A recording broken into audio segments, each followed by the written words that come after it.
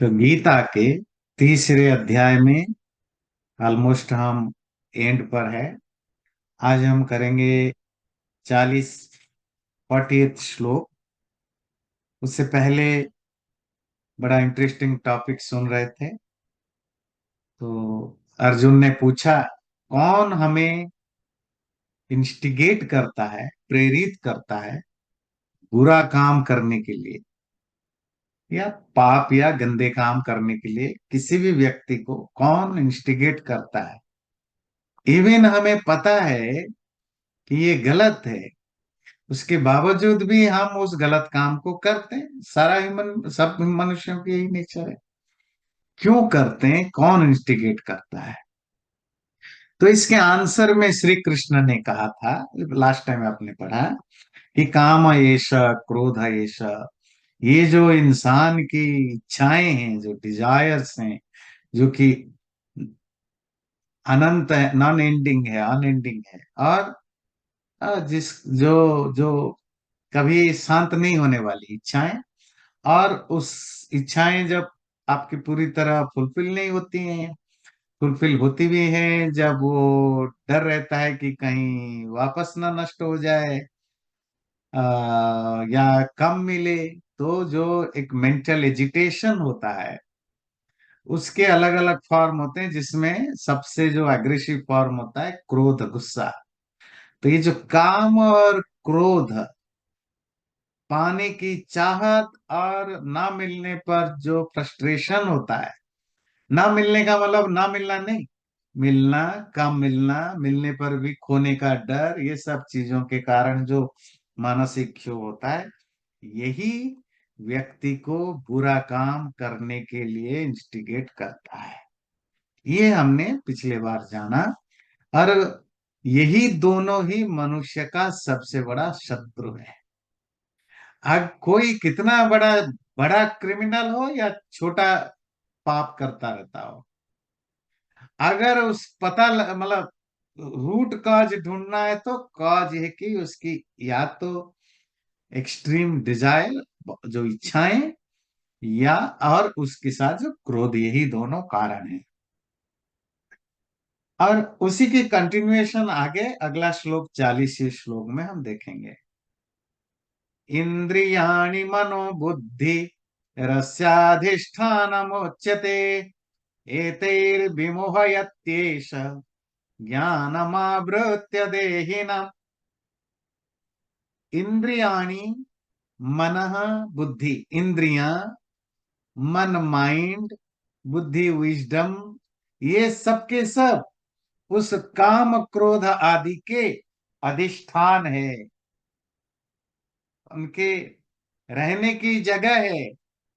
एतैर विमोहयत्येष, और ये जो लालच, ईर्ष, जो काम इच्छाएं या गुस्सा है, ये इन मन, बुद्धि और इंद्रियों के द्वारा ही व्यक्ति के ज्ञान को, नॉलेज को ढक लेता है, कवर्ड कर देता है, और जिसके कारण व्यक्ति कंफ्यूज रहता है। इसको पढ़ते समय एक मंत्र याद आया आप लोगों को, ईशोपनिषद में आपने पढ़ा था, हिरण्मयेन पात्रेण सत्यस्यापि हितं मुखम। जो सच है, जो रियलिटी है, वो ढक जाती है, ढक जाता है किससे? सोने के वो कवर से। ये गोल्डन कवर क्या चीज होता है? जो भी अट्रैक्टिव है, जो भी हमारा अटेंशन खींचता है, वो सब गोल्डन में आते हैं। वो कौन होते हैं? Power, post, money, prosperity, follower, है ना? आपके कितने फॉलोअर होते हैं, वो भी बहुत बड़ी आपके अंदर वो पैदा करता है ना। तो ये सब चीजें बड़े बड़े ललचाने वाले होते हैं, आपको अट्रैक्ट करते हैं, और इन्हीं चीजों को पाने के चक्कर में व्यक्ति हमेशा सच के साथ कंप्रोमाइज करता है। तो वो सच खुद के बारे में, इवन दूसरों के बारे में छोड़िए, दुनिया के बारे में, हम सब कम बहुत अपने बारे में ही अपने आप को ही झुठलाते हैं। हम जैसे हैं, मैं जैसा हूं, मैं वैसा अपने बारे में असेस नहीं करता हूं। जब कोई दूसरा मुझे बोलता है कि आप ये गलत है ये सही है, वो मुझे एक्सेप्टेबल नहीं होता है। और क्यों? क्योंकि हम सच मानने को तैयार नहीं होते हैं। सच हमेशा कलरफुल, अट्रैक्टिव चीजों से ढक जाता है, जो चीजें अट्रैक्ट करते हैं। यहां क्या कहा कि जो मनुष्य का ज्ञान है, और ज्ञान का मतलब होता है जो भी आप इंफॉर्मेशन इकट्ठा करते हैं, हम उस ज्ञान की बात नहीं कर रहे हैं इस श्लोक में। उस ज्ञान की बात नहीं हो रही है जो आपको पहले भी बताया, ज्ञान की जो दो तरह का है। एक तो जो इंफॉर्मेशन जिसको कहते हैं, जो हमने बुक्स को पढ़ के या किसी से सुन के कुछ देख करके जो जाना, मतलब जो एक्सटर्नली जो हमने एक्वायर किया, जो हमने इकट्ठा किया, वो ज्ञान जिसको नॉर्मली इंफॉर्मेशन कहा जाता है। दूसरा ज्ञान जो आप खुद रियलाइज करते हैं, है ना। तो यहाँ वो रियलाइज ज्ञान की बात नहीं कर रहे हैं। जो नॉर्मली जो हमारा ज्ञान है, जो एजुकेशन से, पढ़ने लिखने सुनने जानने से जो ज्ञान हुआ, ज्ञान आने से होता क्या है, आपकी जो डिस्क्रिमिनेटिव एबिलिटी है, विवेक शक्ति, वो ज्यादा स्ट्रंगर होता है। क्योंकि अब आपको पता है ये आग है, ये जला देता है, तो अब आपको, आप डिस्क्रिमिनेट करोगे कि इसको नहीं छूना। ये पानी है, ये बर्फ है ना, ये वाइपर हो जाता है। तो पानी के जो अलग वेरिएशन है, आपको पता है इसमें डिफरेंशिएट क्या है। ये माँ बाप है, ये रिश्तेदार हैं, ये फ्रेंड्स हैं, ये एनिमीज हैं। ये फ्रेंड्स कड़वा बोलता है, आपके मुंह पर बोलता है, इसीलिए ये शत्रु नहीं है। जरूरी नहीं कि ऐसा व्यक्ति शत्रु होता है। जो मीठा बोलता है, जरूरी नहीं कि वो दोस्त हो। ये आपको पता कैसे चलता है? ये ज्ञान से पता लगता है। जिसको ज्ञान नहीं है वो हमेशा धोखा खाता है। मीठा बोलने वालों को दोस्त समझता है, कड़वा बोलने वाले को दुश्मन समझता है ना। कोई भी कुछ ललचा दे उसको माँ बाप बोलने लग जाते हैं, है ना। जैसे अभी आप तो इलेक्शन में भी देखते हैं ना कि लोग 500 रुपए, शराब का एक बोतल, मुर्गा पकड़ा दो रात को, अगले दिन सुबह वोट आपको मिल जाता है। हम्म। अब ये कम होने लगा है, पर ज्यादातर जगह ये अभी होता है। क्यों? वो छोटी छोटी चीजों के लालच में हम जो हम भूल जाते हैं कि हमारे से कितनी बड़ी गलतियां होती है। तो ये जो ज्ञान से आपकी विवेक शक्ति बढ़ती है, पर जब ये लालच, मतलब जो काम, इच्छाएं, कुछ पाने की इच्छा, और जिस ना मिलने पर या कम मिलने पर या डर के मारे जो मेंटल एजिटेशन है, वो हमारे मन, बुद्धि, इंद्रियां, इन सबको डिल्यूडेड बना के मोह जाल में, एक तरह के उनको अंधेरे में रखता है, और उससे ज्ञान ढक जाता है। ये रहते क्या है, कहाँ है, ये जो इनकी जो लोकेशन क्या है? बोले इंद्रियाणी मनोबुद्धि रस्याधिष्ठान उच्यते। ये जो जिसकी बात हम कर रहे थे, इच्छा, डिजायर, कामना, इनका अधिष्ठान हमारी इंद्रियां है, मन है, बुद्धि में, यही रहते हैं। ये बड़ी इंटरेस्टिंग है। तीन तरह, आपकी इच्छाएं तीन लेवल पर काम करता है। सेंसुअल डिजायर क्या होता है? भाई अच्छा खाना है, कान को जो अच्छा लगे वही सुनना है, नाक को जो अच्छा लगे वो सूंघना है, स्किन को जो अच्छा लगा है उसको टच करना है। ये इंद्रियों की डिजायर है। ध्यान रखिए, जो एनिमल्स होते हैं ना, पशु, वो भी इंद्रिय सुख में ही होते हैं। उनको उससे ज्यादा कुछ नहीं चाहिए होता है। तो एक तो वो सुख उसके चक्कर में हम रहते हैं, इंद्रियों के सुख के चक्कर में। तो ध्यान रखिए, ये ज्यादा डेंजरस नहीं है। हाँ, जो सो कॉल्ड ज्ञानी हो जाते हैं, वो केवल इंद्रियों के सुख के पीछे पड़ने वाले की खूब बुराइयां करते हैं। ध्यान रखिए, ये इलिटरेट हैं, मूर्ख हैं, जाहिल हैं, खाने पीने ये स्वाद के पीछे पड़े रहते हैं, ये मोहजाल में फंसे हैं, ये माया में फंसे हैं, सांसारिक चीजों में फंसे हैं। इनको हम खूब सुनाते हैं वेदांत, है ना, ज्ञान, ब्रह्म ज्ञान के थ्रू। पर इससे खतरनाक जो होता है वो है मन और बुद्धि की जो इच्छाएं। ये मानसिक इच्छाएं क्या है? जो इमोशनल डिजायर्स है। आपको प्यार की जरूरत है, आपके पास सब कुछ है, प्यार नहीं मिलता, रिस्पेक्ट नहीं मिलता, है ना। ये जो इमोशनल डिजायर है कि लोग मुझे पसंद करें, लोग मुझे प्यार करें, उसके लिए मैं किसी भी हद तक जा सकता हूं, कुछ भी कर सकता हूं। ये इमोशनल, ये मेंटल डिजायर है। और इंटेलेक्चुअल डिजायर, बुद्धि के लेवल पर, ये तीनों इच्छाएं ही होती हैं। वो इंटेलेक्ट लेवल पर हो, माइंड के लेवल पर हो, सेंसेस के लेवल पर।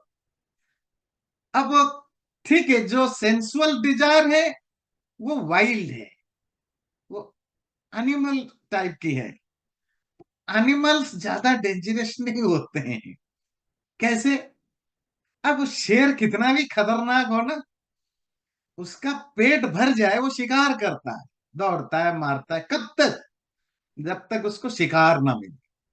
शिकार मिल गया, खा लिया, पी लिया, वो लेटा रहता है, अब वो कुछ नहीं करता है। तो वो खतरनाक नहीं है। फिर जब भूख लगेगा फिर खतरनाक बनेगा। आपकी इंद्रियां वैसे ही हैं।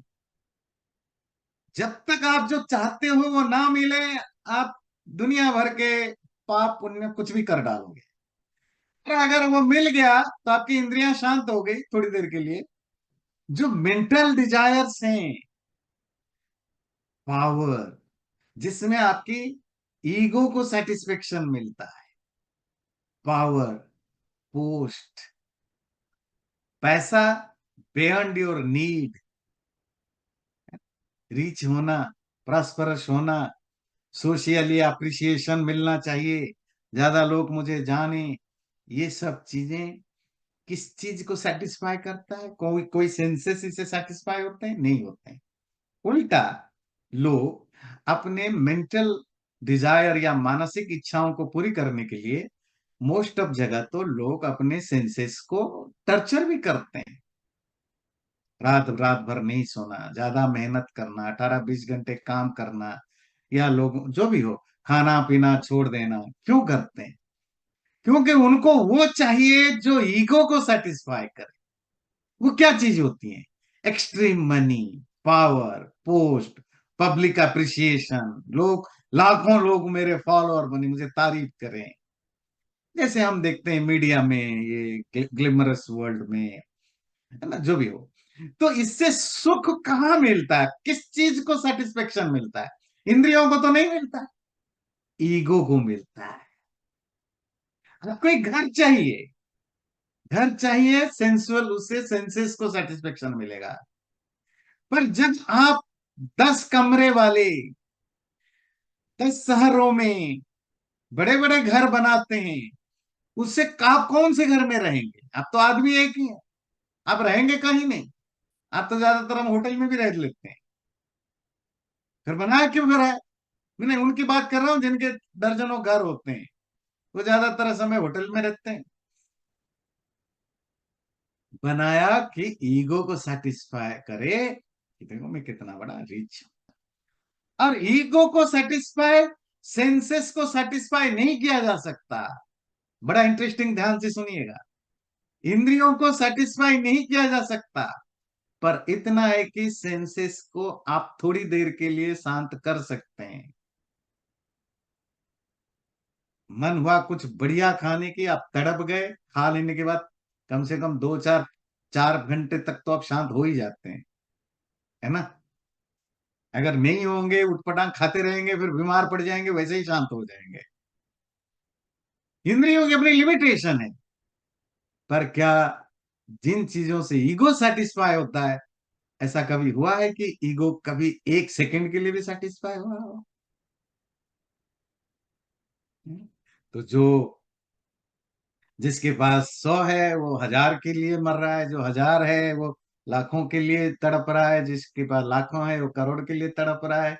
जो काउंसिलर है वो मेयर बनने की में मर रहा है, मेयर बनने के अगले दिन सपना देखता है मैं स्टेट काउंसिलर बन जाऊं, assembly member, state assembly member बनते ही मैं मिनिस्टर बन जाऊं, गवर्नर बन जाऊं, वो बन जाने के बाद जी मैं प्रेसिडेंट बन जाऊं। मैं पॉलिटिकल से बात करता हूँ। इसी तरह आप बिजनेस में देखिए, इसी तरह एकेडमिक में देखिए, इसी तरह नॉर्मल लाइफ में देखिए, हर जगह आप जहां मिल जो चीज आप चाहते हो उसके मिलते ही एक मोमेंट भी आपको नहीं लगता, आप डिससेटिस्फाई होता जाते हो, अगले के लिए तैयार में लग जाते हो, और लाइफ चलती रहती है।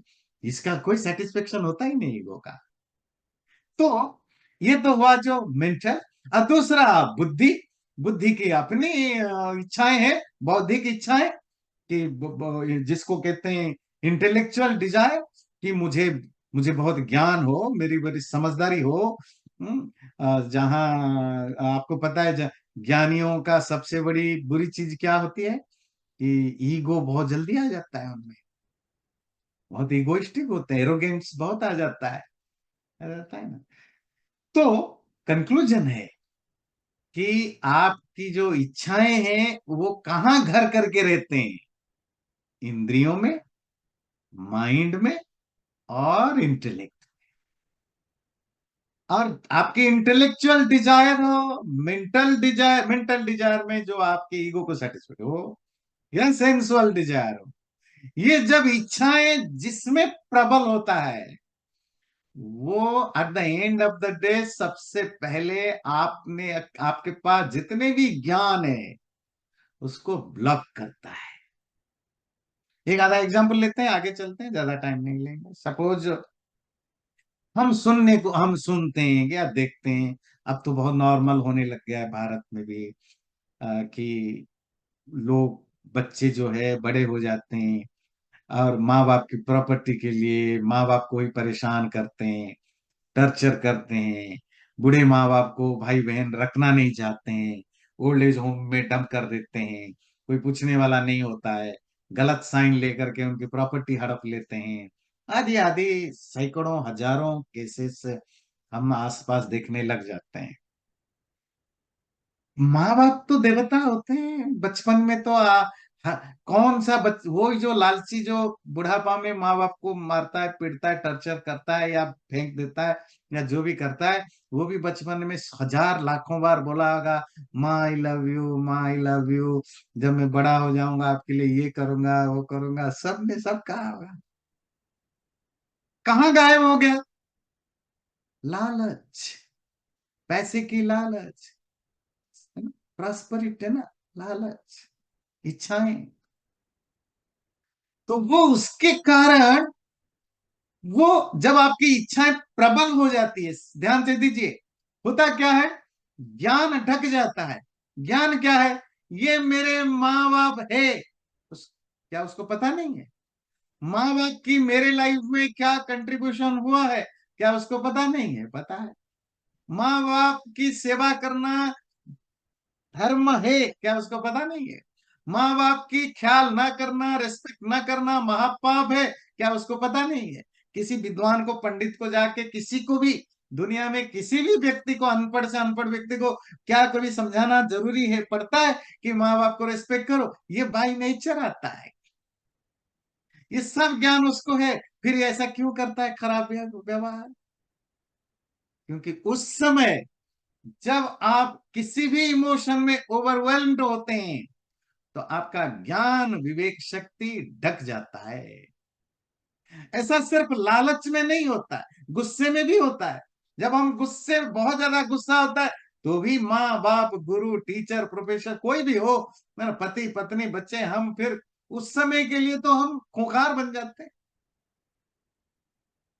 तो वो ईर्ष, जेलेसी हो, मलिश हो, वो वो गुस्सा हो, वो एक्सट्रीम एम्बिशन, ये मोस्टली जो जो बहुत ज्यादा एम्बिशियस होते हैं, उनके लिए कोई रिलेशनशिप मायने नहीं रखता। इवन उनके लिए कोई नेशनलिज्म, देश, ये सब कोई मायने नहीं रखता। क्यों नहीं रखता? क्योंकि उनकी बुद्धि, विवेक शक्ति कंप्रोमाइज्ड हो चुकी होती है। तो ये जो इच्छा है, ये रहता है सेंसेस में, माइंड में, इंटेलेक्ट में। और वो इच्छा के कारण जब आप ओवरवेल्म्ड होते हैं, तो आपकी जो ज्ञान है, जो समझदारी है, जो अंडरस्टैंडिंग है, जो डिस्क्रिमिनेटिव एबिलिटी है, ये सब कवर्ड हो जाता है, ढक जाता है, आवृत देह ढक जाता है। फिर क्या होता है? फिर आप जो कुछ करते हो पाप ही होता है, वो बुराई होता है, अच्छा तो हो ही नहीं सकता। आप गुस्से में, आज तक ऐसा कभी हुआ है कि आप एक्सट्रीम गुस्से में हो और आपसे कोई अच्छा काम हो गया? हो ही नहीं सकता। आप लालच में हो, आपसे कोई अच्छा काम हो ही नहीं सकता। जो भी करोगे वो पाप ही होगा। अगला श्लोक देखते हैं। तस्मात् त्वमिन्द्रियाण्यादौ नियम्य भरतर्षभ, पाप्मानं प्रजह्येनं ज्ञान विज्ञान नाशनम। तस्मात्, देयरफॉर, इसलिए, त्वम, तुम, हे भरतर्षभ, भरत वंश के ऋषभ श्रेष्ठ, है ना, भरत वंश के श्रेष्ठ अर्जुन, तुम आदो, सबसे पहले, इनिशियली सबसे पहले क्या करो? इंद्रियाणी नियम्य, पहले तो अपने इंद्रियों को कंट्रोल करो। उससे होगा क्या? पापमानम प्रजही, तो जो पाप है, पापों को तुम नष्ट कर सकते हो, कंट्रोल कर सकते हो। ये पाप कौन है? इच्छा। ये इच्छा रूपक जो महापापी है, जो आपसे सारा पाप कराता है, यही ज्ञान विज्ञान नाशनम। ज्ञान कहते हैं नॉलेज, विज्ञान कहते हैं विजडम। अब क्या है कंक्लूजन? कि हे भरत वंश के श्रेष्ठ अर्जुन, ये जो आपने समझा, व्यक्ति क्यों पाप करता है, काम और क्रोध के कारण, काम मतलब इच्छा, यही तुम्हारे मन बुद्धि इंद्रियों में बैठे हुए होते हैं। और जब उनके द्वारा जब ओवरवेल्म्ड होते हैं, तो तुम्हारा ज्ञान ब्लॉक्ड होता है, तो तुमसे सारे पाप होते हैं। इसीलिए, पर इसको फिर आप करोगे कैसे, मैनेज कैसे करोगे? मैनेज करने का पहला चीज है, सबसे पहले इंद्रियों को कंट्रोल करो। महर्षि पतंजलि वो योग दर्शन में, जो शुरू शुरू में चित्तवृत्ति निरोध का प्रसंग आता है, तो जो व्यास भाष्य है, महर्षि व्यास से बड़ा इंटरेस्टिंग चीजें लिखते हैं। क्या? कि जब आप माइंड को कंट्रोल, रेगुलेट करने की कोशिश करते हो, it it should be a two fold effort. दो तरह की कोशिश साइमल्टेनियसली होती रहनी चाहिए, एक तरफ नहीं। और उसके लिए उन्होंने एक इंटरेस्टिंग एग्जाम्पल दिया, कि जो मन है उस नदी के तरह है, जो रिवर फ्लो। अगर आप रिवर के फ्लो को, पानी के फ्लो को रोकना चाहते हो, तो आप क्या करते हो? एक बांध बनाते हो, है ना। पर अगर आप पानी को रोकने के लिए केवल बांध ही बनाया, तो वो ज्यादा डिजास्टरियस होता है। क्यों? पानी तो अगर आप बांध नहीं बांधते, वो नदी की जो रिवर बेस है, उसमें पानी बह जाता था। और आपने पानी को रोक दिया, अब ये दोनों किनारा तोड़ के जाएगा, आपके फसलों को खराब करेगा, आपकी गांव को, शहरों के अंदर पानी घुसेगा। फिर पानी आपको रोकना है, आगे जाने नहीं देना।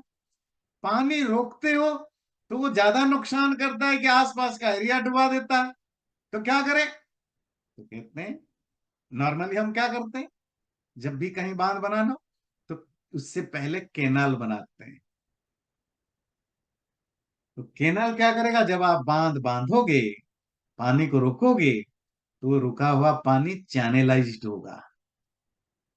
तो जब वो चैनलाइज्ड होगा, अब आपका दोनों काम हो गया, पानी को रोकना भी हो गया, और पानी आपका नुकसान नहीं किया, क्योंकि वो चैनलाइज्ड होकर आपको जहां इच्छा वहां पानी यूज करोगे। आपको खेती में लगाना है, आपको इंडस्ट्री में लगाना है, फैक्ट्री में लगाना है, आपको समुद्र में डालना है, जो भी करना है, ये आपकी इच्छा से आप पानी काम करेगा। पर इसके लिए दोनों काम साइमल्टेनियसली करना होता है, बांध बांधना, चैनल बनाना। इसी तरह स्पिरिचुअलिटी में भी जब मन के साथ आप कुछ भी खेल करना चाहते हैं, ये टू फोल्ड खेल होना चाहिए। पहला क्या है? मन, इंद्रियों को रोको। अगर आपने सिर्फ इंद्रियों को रोक दिया और कुछ नहीं किया, पानी की बांध बांध दिया और चैनलाइज नहीं किया, तो पानी इधर उधर जहां नहीं चाहिए वहां भी भागेगा। और यही हम देखते हैं। मैं बहुत बार एग्जाम्पल दिया हूं, दुनिया में ज्यादातर रिलीजन में जहां फोर्सफुली रेगुलेशन इम्पोज किया जाता है, वहां कैसे करप्ट लोग, हमारे हिंदू धर्म में जो साधु सन्यासियों को हम देखते हैं, मशरूम की तरह फैलते जा रहे हैं। अब क्या जी, शादी नहीं करना, ब्रह्मचर्य का पालन करना, सॉरी, घर संसार छोड़ना है, धन संपत्ति छोड़ना है, ये तो आपने रोक दिया। तो रोकने के बाद कुछ चैनलाइज किया, तो अगर नहीं करते हो तो होता क्या? फिर सब पाखंडी बन जाते हैं, फिर गलत काम करते हैं, है ना। नौकरी वाकरी बिजनेस छोड़ के सन्यासी बन गए, दान दक्षिणा आश्रम के लिए डोनेशन लेकर के अपने घर से ज्यादा सुंदर, ज्यादा लग्जूरियस आश्रम बना के रहते हैं। उधर शादी ब्याह वगैरह छोड़ के ब्रह्मचारी बन गए, और पता चला यहाँ क्या क्या गंदे काम खेल करते रहते हैं। कुछ पकड़े जाते हैं, ज्यादातर 90% तो पकड़े नहीं जाते हैं, और जो पकड़े जाते हैं वो तो उनके भक्त उनके फिर साथ देने के लिए खड़े हो जाते हैं। पर ये ह्यूमन नेचर है, ये होना स्वाभाविक है। ये सिर्फ हिंदुओं में नहीं होता है, सबसे ज्यादा। आपको पता है कि जो हिंदू धर्म में भी जो सन्यासी ट्रेडिशन आया, हमने ये बौद्धों से नकल किया है ना। हमारे यहाँ कोई, आप प्री शंकराचार्य एरा में कोई स्वामी अमुकानंद सरस्वती, कोई भगवा पहन के घूमने वाला एक भी एग्जाम्पल आपको नहीं मिलेगा। और हमारे ऋषि मुनि में सारे मैरिड होते थे, जंगल में रहते थे, पर शादीशुदा करते रहते थे। क्यों? उनको पता था। तो हमने जो मोंक ट्रेडिशन हमने बौद्धों से लिया, और बौद्धों ने क्यों लिए, क्यों बनाया? बौद्धों को मिशनरी चाहिए था, मिशनरी प्रचार करने के लिए उनको भेजना चाहिए था। दुनिया का सबसे पहला ऑर्गेनाइज्ड रिलीजन जो है वो बुद्धिज्म है। तो उन्होंने, उनके लिए शर्त था कि आप मैरिड होंगे तो आपकी घर गृहस्थी में अटैचमेंट होगा, आप काम नहीं कर सकते हो, धर्म प्रचार नहीं कर सकते हो। तो मोंक ट्रेडिशन शुरू हुआ।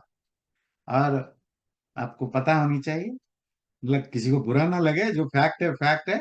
अगर कोई बुद्धिस्ट हो या कुछ भी हो, दुनिया में क्योंकि सबसे ज्यादा मोंक बुद्धिज्म में होते हैं, तो सबसे ज्यादा जो करप्शन है, मेंट जो कैरेक्टर की करप्शन है, व्यभिचार है, वो वहीं मिलता है, बुद्धिज्म में। भारत में बुद्धिज्म का खत्म होने के पीछे बहुत सारे कारण रहे। उनमें एक बहुत बड़ा कारण ये रहा, हिस्टोरियन मानते हैं, कि जो बौद्ध मठों में जो साध सन्यासी और जो श्रमण और श्रमणी, मतलब जो मेल monk और फीमेल monk, जिनको श्रमण कहा जाता था, ये सब रहते थे। आप ब्रह्मचर्य पालन करो, और वो भी जबरदस्ती, बिना मन को चैनलाइज किए, है ना। पानी को रोका और मन को कहीं और नहीं लगाया ठीक से, तो थोड़ी देर, कुछ देर तक तो रुकेगा, पर कहीं ना कहीं आसानी से पिघल जाता था। और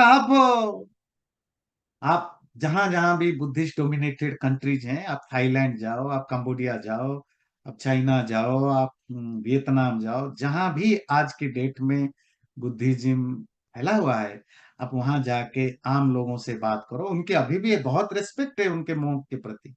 हम हिंदुओं से 1000 गुना रिस्पेक्ट उनका अपने साधु सन्यासियों के प्रति है। पर उनमें बहुत सारे लोगों को पता है कि क्या खेल, कितनी बदमाशी अंदर अंदर चलता है। यही थिंग, यही चीजें हमें क्रिश्चियनिटी के कैथोलिज्म में दिखता है। क्यों? वहां कोई भी पास्ट प्रीस्ट बनना हो, लेडी हो या मेल हो या फीमेल हो, ब्रह्मचर्य जरूरी है। अब फोर्सफुल ब्रह्मचर्य रूल बना दिया गया ना, फादर हो या नन हो। तो दुनिया में जितने जितने भी रेप केस होते हैं, छोटे बच्चों से लेकर इवन लड़कों के साथ भी, सबसे बड़ा जो है वो कैथोलिज्म है। यूरोप जाओ, कनाडा जाओ, अमेरिका जाओ, इस यूएसए में आप बैठे हो, आप वो देखो, रिसर्च करो, लाखों की संख्या में जो कैथोलिज्म और जो पोप वगैरह आते रहते हैं, हर दूसरा तीसरा पोप माफी मांगता रहता है हर 10-15 साल में, ये चर्चों के लिए हम इसके लिए ऐसा क्यों होता है? क्या ये कोई रिलीजियस प्रॉब्लम है? नहीं। आप फोर्सफुली लोगों को कहते हो इंद्रियों को कंट्रोल करो, पर इसको इंद्रियों को और कहाँ लगाना, इस पर ज्यादा फोकस नहीं है। तो इंद्रियों को नियमित करना तो पहली स्टेप है, नो डाउट। आपको अपनी इंद्रियों को सबसे पहले कंट्रोल करना ही होगा, इसमें कोई डाउट नहीं है। पर जहां प्रॉब्लम है कि उस रेगुलेटेड माइंड अगर कहीं बिजी नहीं हुआ, उसको अगर आप जेन्युइनली कहीं एंगेज नहीं रखा, वो उन्हीं चीजों के प्रति ज्यादा जोर से भागेगा जिन चीजों से आपने रोका। बिल्कुल वैसे ही जैसे किसी बच्चे को भी, इवन छोटा बच्चा भी, देखो ये ह्यूमन नेचर होता है ना। आप किसी अपने घर में इवन 5-6 साल का बच्चे को आप बोलो कि देखो, तुम्हें 6 घंटे तक यहीं बैठे रहना है, सुसु करने नहीं जा सकते हो, वो 6 घंटे में 10 बार जाएगा सुसु करने। आप इसको कुछ मत बोलो, खुला छोड़ दो, हो सकता है वो 12 घंटे में एक बार भी ना जाए। क्योंकि जब आप कोई चीज फोर्सफुली करते हो, वो जानबूझ के नहीं होता है, वो आपकी बॉडी ही रिवोल्ट करता है, आपका माइंड रिएक्ट करता है। एक छोटी सी कहानी कहते हैं, फिर आगे चलेंगे। तो एक बड़े इंटरेस्टिंग कहानी। तो एक बार एक सिद्ध बाबा, मतलब जिनको कुछ सिद्धियां मिली है, तो घूमते फिरते गांव में आए। शाम हो गई, शाम हो गई तो कहाँ रहना है। तो एक बुजुर्ग व्यक्ति थे, तो उनके घर में भीख मांगने पहुंचे। तो उन बुजुर्ग व्यक्ति ने कहा कि बाबा जी रात को कहाँ रुकेंगे? ना अभी देखते हैं कहीं रुकेंगे, जो हमारे घर में रुक जाओ। अच्छा ठीक है। अब रुक गए उनके घर में। रुक गए तो वहाँ 8-10 दिन 15 दिन 1 महीने तक रुक गए। बाबा लोग तो अपनी मर्जी, जहाँ जो रियल बाबा होते हैं, परिव्राजक होते हैं, उनका कोई अपना घर द्वार थोड़ी होता है। रुक गए। और वो बुजुर्ग उनको खूब सेवा किया, उनके नौकर चाकर जो भी थे उन्होंने खूब सेवा की, आतिथ्य की। तो जो 1 महीने के बाद बाबा जी जाने लगे, बोले देखो, तुम बड़ा मुझे सेवा की, तुम बड़े अच्छे आदमी लगते हो, अब मेरा बहुत मन करता है कि मैं तुम्हें कुछ दूं, तुम्हें कुछ चाहिए तो बोलो। बुजुर्ग ने बोला जी नहीं, क्या चाहिए, कुछ नहीं, बस। तो उनके बातचीत में उनको पता चला था कि ये बुजुर्ग, इसके पास सैकड़ों एकड़ की जमीन है, पर किसी कारण से इसके फैमिली में कोई बचा नहीं, ये अकेला है, तो काम करने वाला कोई है नहीं, जमीन तो है पर गरीबी में जीना पड़ता है क्योंकि कोई काम करने वाला है नहीं, खेती बाड़ी। तो बाबा ने बोला ऐसा देखो, मेरे पास एक साधा हुआ वेताल है। वेताल की कहानी सुनी होगी ना, वेताल विक्रम वेताल, ये मैं तुम्हें दे देता हूं, ये रखो। बोले क्या करेगा? बोले इसको जो काम कहो वो करेगा। अच्छा, वो खुश हो गया। बोले बस एक चीज ध्यान रखना, इसको सनराइज से सनसेट, सूर्यास्त से सूर्योदय से सूर्यास्त तक, सुबह से शाम तक ये खाली नहीं रह सकता, इसको काम देना पड़ेगा। अगर आपने इसको खाली छोड़ दिया ना, ये खा जाएगा, अब तुम्हें भी खा सकता है, मार सकता है। बस इतनी इसकी प्रॉब्लम है। ये मैनेज कर लेना, इसको दिन भर काम चाहिए। तो बुजुर्ग ने सोचा मेरे पास तो सैकड़ों एकड़ खाली जमीन पड़ी है, इसे खेती करवाऊंगा, हल चलाऊंगा, पानी चढ़ाऊंगा, तो कहाँ टाइम बचेगा, है ना। सब्जी उगाऊंगा, धान उगाऊंगा, जो भी है, टाइम कहाँ बचेगा। तो ठीक है, तो बाबा जी चले गए, बेताल ले लिया। अगले दिन सुबह होते ही बेताल ने शुरू कर दिया, काम दो। तो बुजुर्ग ने बोला जाओ, सब हल चला के आओ, सब खेती करके आओ। अब वो तो बेताल है, आम आदमी की तरह थोड़ी काम कर। वो गया 4-5 घंटे में पूरे साइड सैकड़ों एकड़ जमीन खेत करके आ गया। बोले काम दो। अब किसान तो घबराया, भाई ये इतनी फास्ट काम करेगा तो ये इतना इतना काम कहाँ से लाऊंगा। फिर उन्होंने कुछ और काम दिया, चलो नदी से पानी ला करके वो सिर्फ पानी सिंचो। ये 1-2 घंटे में फिर आ गया। तो जो काम महीनों में होना चाहिए वो तो घंटों में कर देता है। तो शाम होते होते वो बुजुर्गों की पसीना छूट गया कि इसको कहाँ से कितना काम दूं। तो बड़ा मुश्किल है, जैसे तैसे वो 12 घंटे निपटाया।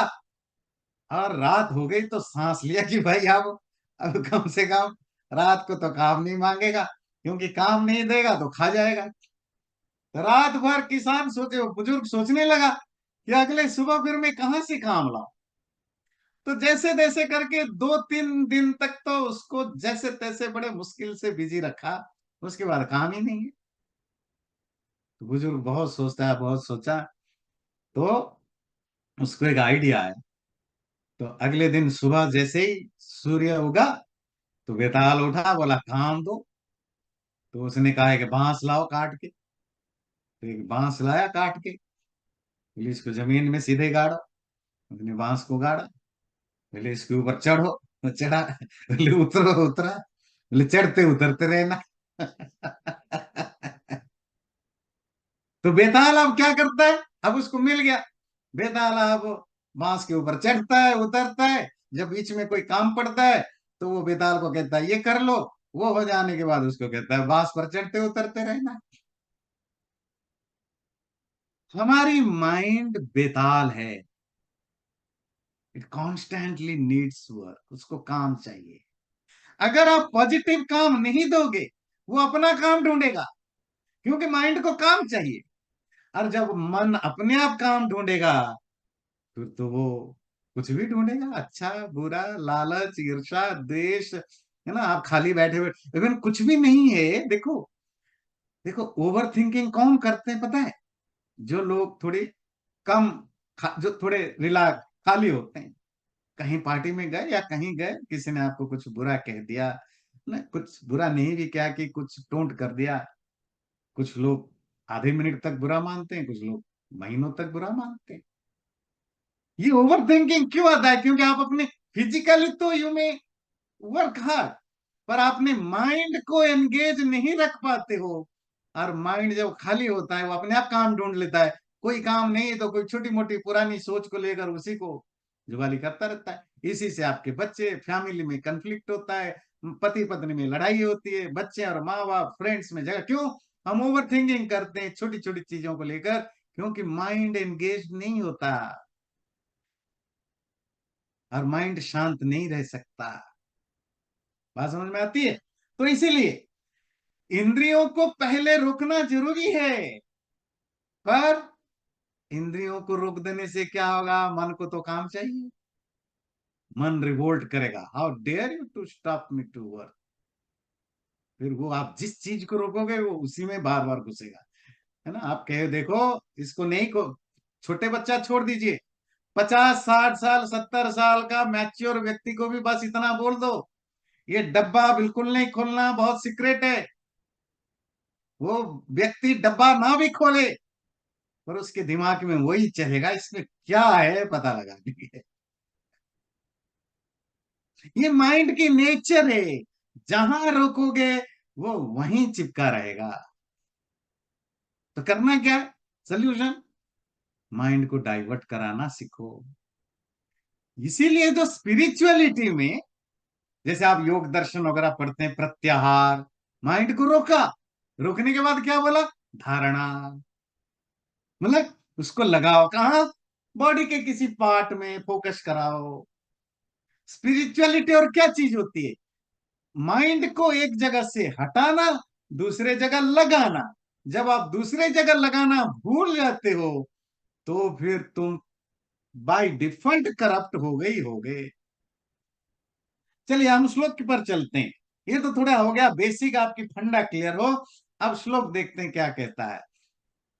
इसीलिए इंद्रियों को पहले नियमित करो, इससे पाप से बचोगे, पापों को रोकोगे। और यही इंद्रियां या जो तुम्हारी इच्छाएं हैं, यही ज्ञान विज्ञान नाशन है।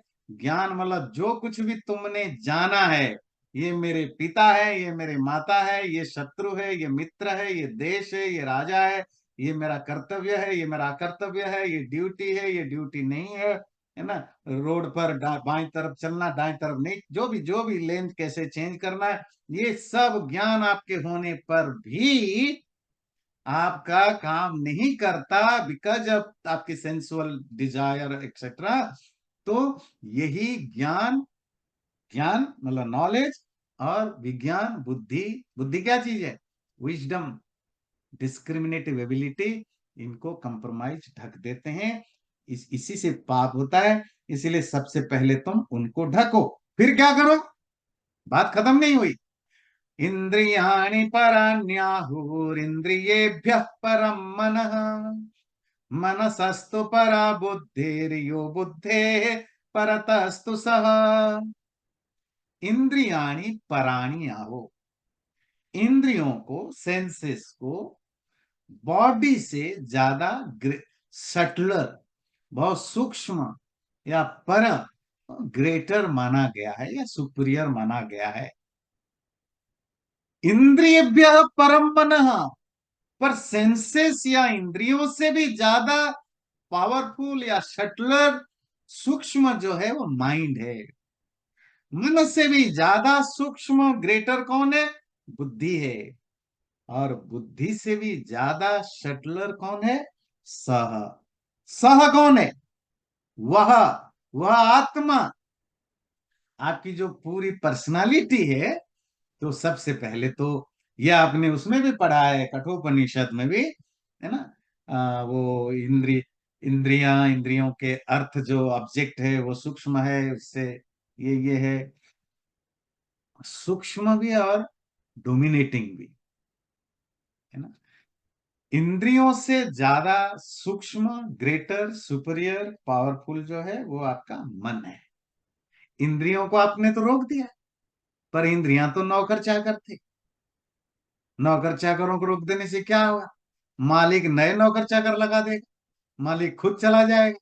मालिक के साथ कुछ किया कि नहीं किया? तो आपको पता होना चाहिए, मतलब लोगों को पता होना चाहिए, सिर्फ सेंसेस, फिजिकली, एक्सटर्नली चीजों को ना भोगने से काम नहीं चलेगा। उनसे भी जो सुपीरियर है वो मन है। क्या आपने मन के बारे में कुछ सोचा है? इसीलिए जो बड़े बड़े ऋषि मुनि, वो ज्यादा फोकस किस पर काम किया? मन पर। पतंजलि का पूरा योग दर्शन साइकोलॉजी की बुक है। मन क्या है, कैसे काम करता है, कैसे फंक्शन करता है, यही समझाने के लिए योग दर्शन बना। और जबकि योग दर्शन स्पिरिचुअलिटी की बुक है, पर उसका ज्यादातर जो सब्जेक्ट में जो ज्यादातर टाइम स्पेंड किया है, वो मन को समझाने के लिए। क्यों? जब तुम मन को ठीक ठीक समझ पाओगे, तभी मन को कंट्रोल करना जान पाओगे। इंद्रियों को रोकना तो इनिशियल स्टेज है, आदो प्राइमरी स्टेज है। तो फिर मन से भी ज्यादा पावरफुल है बुद्धि। बुद्धि क्या है? बुद्धि का काम है understanding, the ability to understand, and the power of discrimination, दोनों। जब आप चीजों को ठीक ठीक समझते हैं, ठीक ठीक समझने के साथ आपकी विवेक, डिस्क्रिमिनेटिव एबिलिटी डेवलप होता है। क्या करना, क्या नहीं करना, क्या खाना, क्या नहीं खाना, क्या देखना, एक्सेट्रा एक्सेट्रा। तो ये ज्यादा ज्यादा यूजफुल चीज है ना, ये सटलर है, ज्यादा यूजफुल चीजें हैं। तो आपको वो भी ठीक रखना है, बुद्धि को भी। और बुद्धि से भी ज्यादा सटलर कौन है? सह। वो वो कौन है? जब भी वो आए तो वो चेतन के लिए होता है, आत्मा है, जो तुम्हारा रियल फॉर्म है पर आत्मा है। वो आत्मा, आत्मा के कंट्रोल, आत्मा के नीचे बुद्धि, मन और इंद्रियां होते हैं, और इनकी शटलिटी की सीक्वेंस ये है। तो ये समझने की क्या जरूरत है? अगला श्लोक है, एवं बुद्धि परम बुद्ध्वा संस्तभ्यात्मानमात्मना जहि शत्रु महाबाहो काम रूपम दुरासदम। तो हे महाबाहु, माइटी, बहुत बलवान ताकतवर अर्जुन, इस तरह बुद्धि से बियॉन्ड, विजडम से बियॉन्ड सूक्ष्म, पावरफुल जो है वो आत्मा है। उस आत्मा को, आत्मा के द्वारा, मतलब सेल्फ को सेल्फ के द्वारा ही संस्तभ्य, सस्टेन्ड करके, रिस्ट्रेंड करके शत्रु को नाश करो। ये शत्रु कौन है?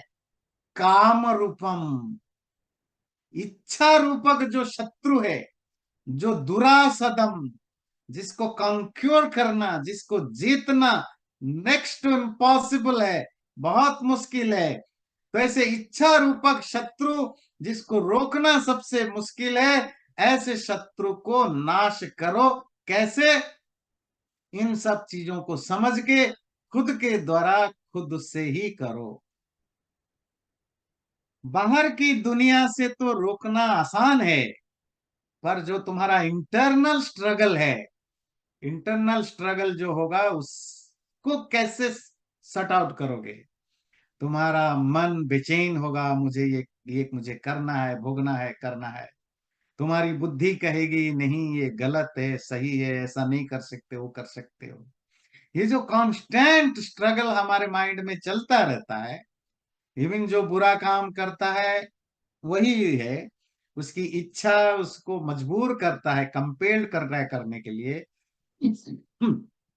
उस समय उसकी बुद्धि उसको जरूर बोलती है कि ये गलत है, ये सही है। पर होता क्या है? बुद्धि तो सबकी बोलती है, सबके पास बुद्धि है। ऐसा कोई देखा आपने? जो इवन जो छोटा बच्चा होता है ना, 2 ढाई साल का, 3 साल का बच्चा भी, उसके सामने आप किसी कुत्ते को, बिल्ली को मार के दिखाओ, थप्पड़ मार के दिखाओ, वो बच्चा आएगा, आपको माँ बाप को भी थप्पड़ मार देता है। क्यों? उसको लगता है ये वायलेंस है, ये बुरा है, आप उसको परेशान नहीं कर सकते। कभी आप अपने जो बच्चे हो, छोटे छोटे या ग्रैंड चाइल्ड चिल्ड्रन हो, थोड़ा एक्सपेरिमेंट देखिए। अगर कोई 4 साल का, 3 साल का बच्चा हो, जो थोड़ा बड़ा हो जाता है ना, वो फिर आपसे डरने लगते हैं, फिर वो आप कुछ भी करो वो बोलेंगे नहीं। मतलब जो बच्चा अभी आपसे डरना सीखा नहीं है, 1.5 साल का, 2 साल का, 6 महीने का, जो आपको आसानी से लात मार सकता है, थप्पड़ मार सकता है, आपको नाखून से नोच सकता है ना, उसको अभी आपके प्रति डर नहीं पैदा हुआ है।